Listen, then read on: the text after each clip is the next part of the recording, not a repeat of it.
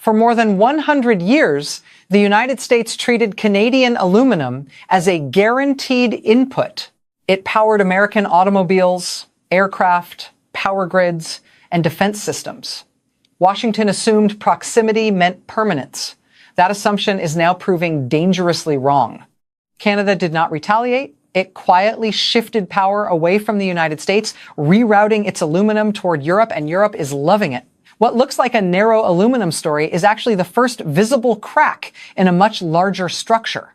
Behind this silent redirection sits a consequence far more severe than publicly acknowledged, one already feeding into higher consumer prices, stalled infrastructure, and emerging national security vulnerabilities. Today, I will reveal why this hidden damage is far larger, more costly, and more dangerous than Americans have ever been told. Internal industry estimates showed that trade war volatility had already added between 12 and 18% to aluminum procurement costs for United States manufacturers, even before tariffs were fully escalated. This increase did not come from global shortages. It came from risk. As tariffs targeting Canadian aluminum climbed and contract terms became unstable, United States buyers were forced to price in uncertainty. Insurance costs rose. Hedging costs surged. Long-term supply agreements collapsed into short-term purchases.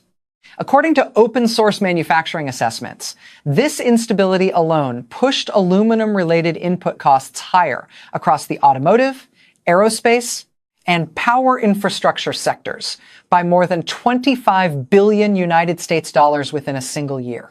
Canada absorbed none of that shock.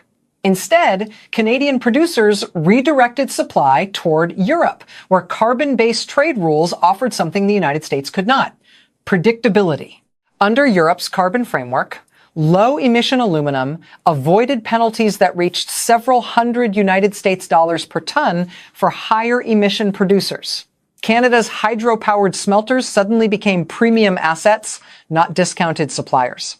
Europe did not hesitate. Germany, France, and industrial buyers across the European Union accelerated long-term contracts, locking in Canadian aluminum volumes years in advance. By mid-2025, analysts estimated that nearly 1/4 of all new Canadian aluminum contracts were tied to European demand.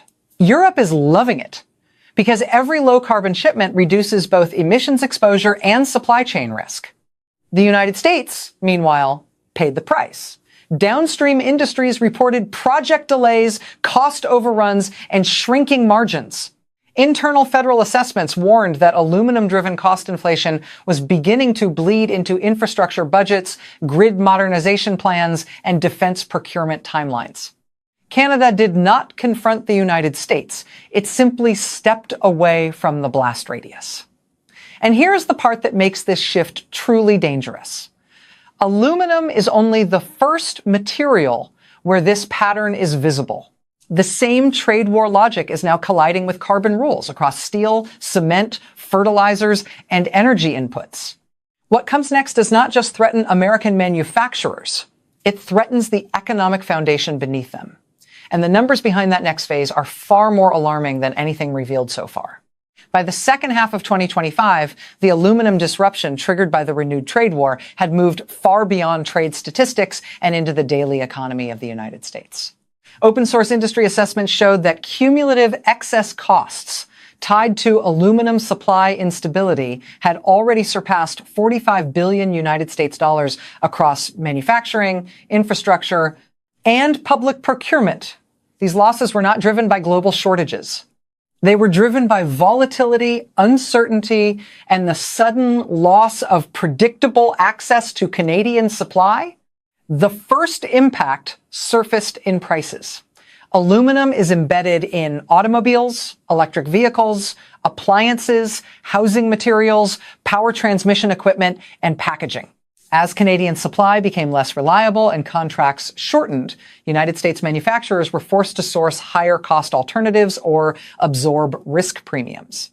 Analysts tracking cost pass-through effects estimated that aluminum-related instability alone added between 0.3 and 0.6 of a percentage point to consumer inflation during the year.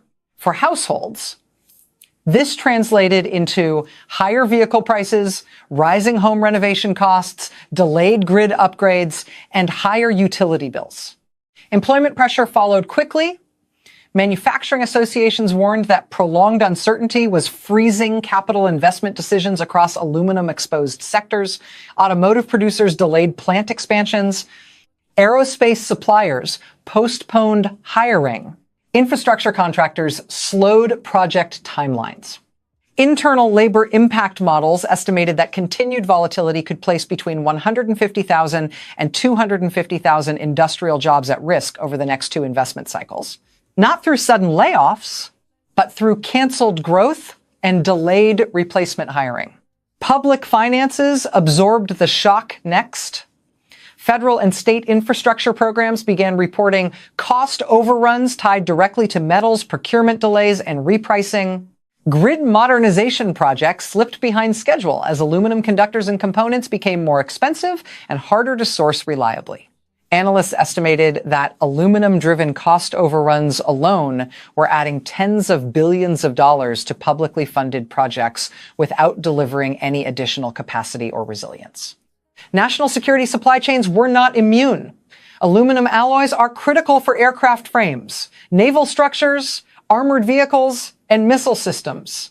Defense contractors quietly revised production timelines as delivery schedules became less predictable and input costs rose. Industry estimates suggested that aluminum-related disruption reduced effective defense procurement capacity by several percentage points within a single year, forcing trade-offs between quantity, cost, and readiness. Canada did not absorb these losses. Europe did not share them. Canada insulated itself by diversifying away from the United States. Europe locked in low-carbon supply and pricing stability. Europe is loving it because predictability has become a strategic asset in a volatile trade environment. For the United States, the danger lies not only in what has already occurred, but in what is coming next. Aluminum is only the first material where this pattern has fully emerged. The same dynamics are now appearing in steel, cement, fertilizers, and other carbon-intensive inputs that underpin the entire industrial economy. And when those supply chains begin to fracture in the same way, the economic consequences will move from manageable pressure to systemic risk, a risk that could reshape the United States economy far beyond this trade war. By early 2026, the aluminum shock had exposed a deeper failure inside the United States trade strategy. Washington no longer controlled the rules that govern its most critical industrial inputs. What began as a trade war tactic had quietly transformed into a structural loss of leverage, not only against competitors, but against allies. Open source industrial capacity data showed that primary aluminum production in the United States had declined steadily for more than a decade. Since the mid-2010s, domestic smelting capacity fell by roughly 15%, leaving the country increasingly dependent on imported aluminum precisely as trade volatility intensified. Rebuilding that capacity is not a short-term option. Industry assessments estimate that restoring lost smelting output would require more than 10 years, tens of billions of United States dollars in capital, and access to low-cost clean electricity that most regions do not possess. Canada understood this imbalance. Europe exploited it. While the United States escalated tariffs, Europe offered something far more powerful: regulatory certainty. The European Union published carbon pricing trajectories years in advance, locked enforcement timelines through the next decade, and tied market access directly to emissions performance rather than political alignment. For manufacturers, this eliminated the single greatest risk factor in global trade: unpredictability. As a result, European buyers moved decisively. By late 2025, industry estimates suggested that European manufacturers had secured long-term, low-carbon aluminum contracts covering volumes equivalent to nearly 1/3 of Canada's export capacity. Germany alone emerged as a cornerstone buyer, absorbing rapidly increasing shipments as it decarbonized its automotive, aerospace, and industrial base without sacrificing output. Canada did not negotiate power. It inherited it. For Europe, this shift delivered three simultaneous gains. First, it reduced exposure to high-emission suppliers facing carbon penalties. Second, it stabilized industrial input costs during a period of global volatility. Third, it pulled strategic supply chains closer to its regulatory orbit. Europe is loving it because every compliant shipment strengthens its position as the rule setter rather than the rule taker. The United States experienced the opposite effect. Tariffs failed to restore domestic production and instead accelerated supply chain diversification away from American influence. Internal trade modeling circulated among manufacturing groups warned that tariff-driven uncertainty had already reduced the United States' share of influence over North American aluminum flows by billions of dollars annually.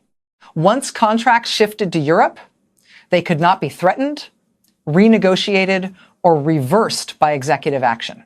The strategic consequences extended into defense and infrastructure planning. Aluminum alloys are foundational to aircraft production, naval construction, armored vehicles, and grid resilience. As Canadian supply diversified away, United States planners faced narrowing options: pay more, wait longer, or accept lower resilience. None aligned with stated national security objectives. Perhaps most damaging was the reputational impact. Surveys of global procurement executives conducted by industry associations revealed a sharp downgrade in perceptions of United States trade reliability.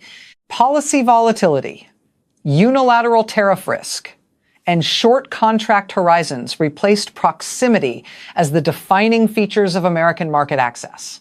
Canada, by contrast, climbed in rankings of supplier trust, precisely because it aligned with Europe's rule-based system. This was not a loss inflicted by confrontation. It was a loss inflicted by miscalculation. The United States assumed loyalty would endure trade war pressure. Europe priced carbon and removed politics from the transaction. Canada followed the incentives that rewarded stability over submission. And here is the most unsettling reality. Aluminum is not the final chapter. The same regulatory logic is now advancing across steel, cement, fertilizers, and energy-intensive manufacturing. When those sectors cross the same threshold, the leverage gap facing the United States will widen dramatically, and the scale of that next shock is far larger than anything revealed so far. By the beginning of 2026, it became increasingly clear that the aluminum shock was not a temporary disruption. It was the early phase of a structural realignment that the United States was not prepared for. What Washington framed as a trade war tactic had collided with a global shift toward carbon-based trade rules, and the United States found itself on the wrong side of that transition.